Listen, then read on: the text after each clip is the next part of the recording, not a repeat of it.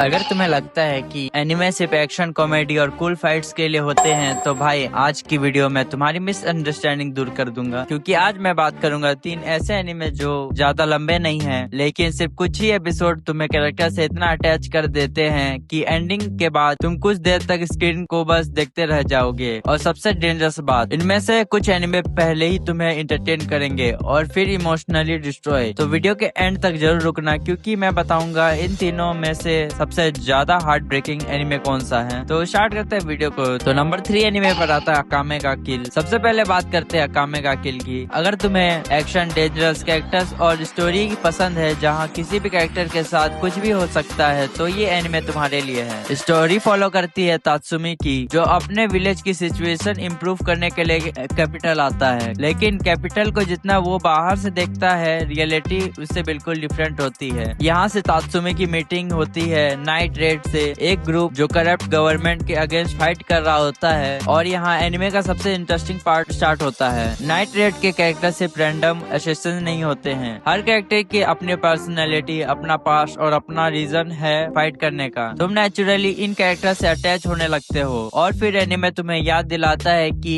एक happy go lucky anime क्या होता है। यहाँ फाइट का रिजल्ट प्रेडिक्टेबल नहीं होता। किसी कैरेक्टर को तुम जितना पसंद करोगे उतना ही टेंशन रहेगा कि पता नहीं नेक्स्ट एपिसोड में क्या होने वाला है, और इसी वजह से इमोशनल मोमेंट्स का इम्पैक्ट ज्यादा फील होता है। एक्शन के साथ फ्रेंडशिप, सेक्रीफाइस और इनजस्टिस जैसे थीम्स भी एक्सप्लोर करता है। हाँ, स्टोरी परफेक्ट नहीं है और अडेप्शन को लेकर फैंस के ओपिनियंस भी डिवाइडेड है, लेकिन अगर तुम्हें fast pace action plus emotion damage चाहिए तो अकामे गा किल डेफिनेटली ट्राई करो। तो मेरी रेटिंग इसमें 10 में से 8 की। तब बढ़ते हैं नेक्स्ट एनिमे की तरफ। अब आते हैं कम्प्लीटली डिफरेंट टाइप के एनिमे पर, अनोहाना द फ्लावर वी शे दैट डे। और भाई अकामे गा किल तुम्हें इमोशनली हर्ट करता है तो अनोहाना तुम्हें अंदर से तोड़ने की कोशिश करता है। इस एनिमे की स्टोरी एक ग्रुप ऑफ चाइल्डहुड फ्रेंडशिप के अराउंड है। कभी ये लोग बहुत क्लोज हुआ करते थे, लेकिन एक ट्रेजिक इंसिडेंट के बाद सबकी लाइफ कम्प्लीटली चेंज हो जाती है। फ्रेंडशिप एक दूसरे से दूर हो जाते हैं और प्रोटैगनिस्ट जितना भी अपनी नॉर्मल लाइफ से इंसुलेट हो जाता है। फिर एक दिन उसे सामने मैनमा अपेयर होती है और यही से मिस्ट्री स्टार्ट होती है। मैनमा एक्चुअली जिंता से क्या चाहती है, वो वापस क्यों आई है, और सबसे इम्पोर्टेंट, क्या पुराने फ्रेंड्स दोबारा एक साथ आ पाएंगे। एनिमे का बिगेस्ट स्ट्रेंथ है इसका इमोशनल स्टोरी टेलिंग है। ये सिर्फ सैड सीन दिखाकर तुम्हें इमोशनल नहीं बनाता, ये तुम्हें कैरेक्टर का गिल्ट, रिग्रेट और अनरिजॉल्व फीलिंग समझाता है। हर कैरेक्टर अपने पास्ट को लेकर स्ट्रगल कर रहा होता है और जैसे जैसे स्टोरी आगे बढ़ती है तुम्हें रियलाइज होता है कि ट्रेजेडी सिर्फ एक पर्सन को अफेक्ट नहीं करती, कभी कभी पूरे ग्रुप की लाइफ चेंज कर देती है। मैं यहाँ एंडिंग स्पॉइल नहीं करूंगा, बस इतना बोलूंगा, अगर तुम्हें नॉर्मली एनिमे देखते वक्त इमोशनल नहीं होते तो टिश्यूज पास रखना। अनोखा शॉर्ट है, स्टोरी फोकस्ड है, अननेसेसरी स्ट्रेचिंग नहीं करता। अगर तुम इमोशनल कैरेक्टर ड्राइवन एनिमे देखना चाहते हो ये डेफिनेटली वॉच करना। मेरी रेटिंग है इसमें 10 में से 9.5 की। अब बढ़ते हैं नेक्स्ट एनिमे की तरफ। अब नंबर 1 पर आता है साइबरपंक एडरनर। ये एनिमे सिर्फ 10 एपिसोड का है, हाँ सिर्फ 10, लेकिन 10 एपिसोड में ये कैरेक्टर से इतना अटैच कर देता है कि एंडिंग तक पहुँचते पहुँचते तुम सोचोगे कि भाई इतनी जल्दी इमोशनल डैमेज क्यों दे दिया। स्टोरी है डेविड मार्टिन की। डेविड एक नॉर्मल टीनेजर है जो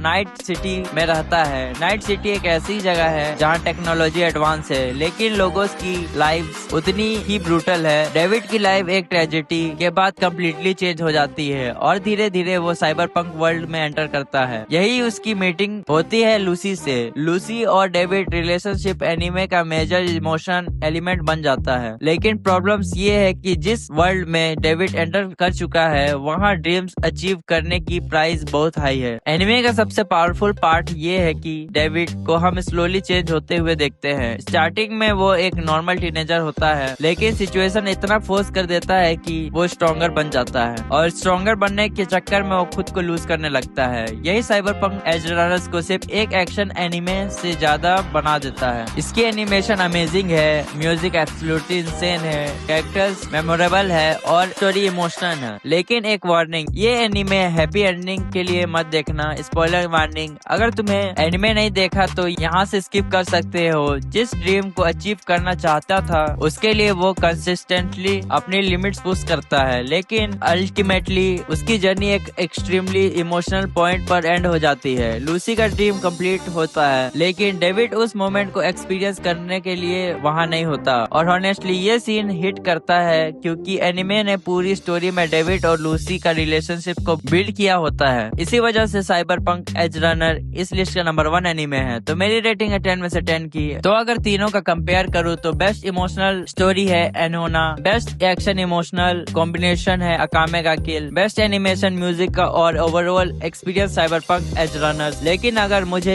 एक एनिमे रिकमेंड करना है तो मैं साइबरपंक एज रनर चूज करूंगा क्योंकि 10 एपिसोड में जिस तरह से ये कैरेक्टर्स वर्ल्ड और इमोशनल बिल्ड करता है वो जनरली इम्प्रेसिव है। अब मुझे कमेंट्स में जरूर बताना कि इन तीनों में से आपको कौन सा एनिमे देखना चाहिए, और अगर तीनों देखते हो तो जरूर बताना कि आपको कौन सा पसंद आया है, सबसे ज्यादा इमोशनल डैमेज किस एनिमे ने कर दिया। अगर वीडियो पसंद आई है तो लाइक कर देना और ऐसे ही रिव्यूज और कमेंटेशन के लिए चैनल को सब्सक्राइब कर लेना। मिलते हैं नेक्स्ट वीडियो पे, तब तक के लिए till then take care and bye bye. तो वीडियो स्टार्ट तो हो चुकी है पर आपने लाइक और सब्सक्राइब नहीं किया। मैं मेहनत कर रहा हूँ क्योंकि मेरा थोड़ा कुछ दिन डिले हो गया था, मैं कुछ दिन के लिए काम कर रहा था, तो प्लीज लाइक एंड सब्सक्राइब जरूर करना। तब कर दो यार, क्यों नहीं करते हो। चलो वीडियो को स्टार्ट करते हैं।